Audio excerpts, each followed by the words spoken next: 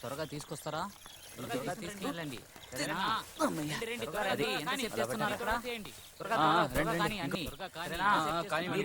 చూస్తున్నారు ఇక్కడ రండి, చాలా పనులు ఉన్నాయి.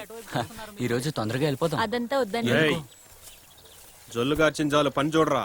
ఇప్పుడే కదా మేస్త్రి పెళ్ళయింది, వాళ్ళు మాట్లాడిని. మీ సరసాలు ఇంట్లో పెట్టుకోండి, ముందు పని చూడండి. అర్థమైందా?